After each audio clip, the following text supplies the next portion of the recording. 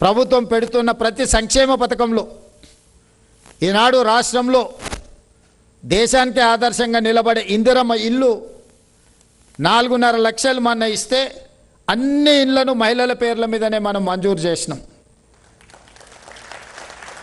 ఇల్లు మహిళ పేరు మీద ఉన్నా, ఆస్తి మహిళ పేరు మీద ఉన్నా, ప్రభుత్వ సంక్షేమ పథకాన్ని మహిళ చేతికి పంపిస్తే ఆ మహిళ ఆ కుటుంబం యొక్క గౌరవాన్ని కాపాడుతుంది.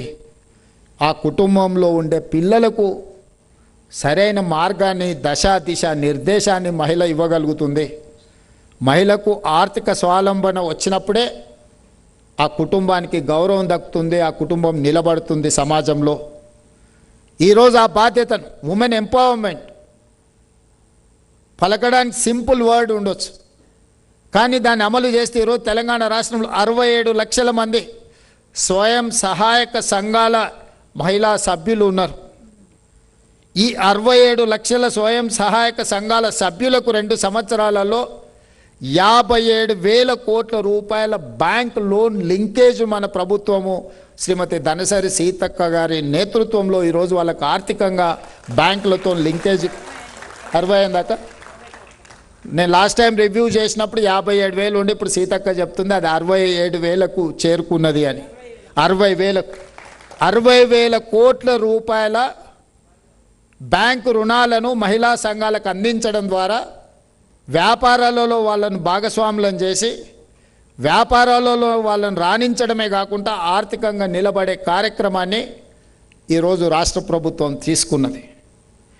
ఈరోజు మహిళలకు, ఈ రాష్ట్రంలో ఉన్న 1 కోటి మంది మహిళలకు గతంలో ఇచ్చిన బతుకమ్మ చీరల గురించి నేను మాట్లాడాను, కానీ 1 కోటి మంది ఆడబిడ్డలకు సారె పేరు మీద చీర పెడితే ఈరోజు వాళ్ళందరూ పండుగ రోజు కట్టుకున్నట్టుగా ఆ చీరలు కట్టుకొని ప్రభుత్వ కార్యక్రమాలలో పాల్గొంటున్నప్పుడు మహిళలను ఇవ్వాల్సిన గౌరవము రాష్ట్ర ప్రభుత్వం బాధ్యత నిర్వహించింది అని నేను భావిస్తున్నా.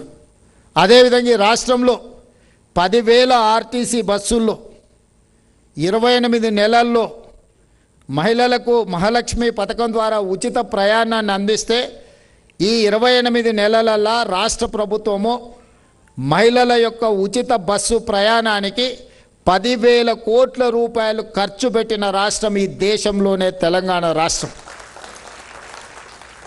మహిళ ఆర్థికంగా వెదగాలి అనంటే, మహిళ ఆడపిల్లలు చదువులకు వెళ్ళాలి అనంటే, చిన్న చిన్న ఆర్థిక సమస్యలతోని చితికిపోతున్న కుటుంబాలకు ఉద్యోగం చేసుకోవడానికైనా, ఉపాధి చేసుకోవడానికైనా, చదువుకునే పిల్లలు స్కూళ్ళు కాలేజీలకు వెళ్ళాలన్నా ఉచిత రవాణా సౌకర్యాన్ని రాష్ట్రంలో మన ప్రభుత్వం అందించి పకడ్బందీగా ఈరోజు అమలు చేయడం వల్ల ఈ 28 నెలల 10,000 కోట్ల రూపాయల ఆర్థిక సౌలభ్యము ఆడపిల్లలకి ఇచ్చినాం.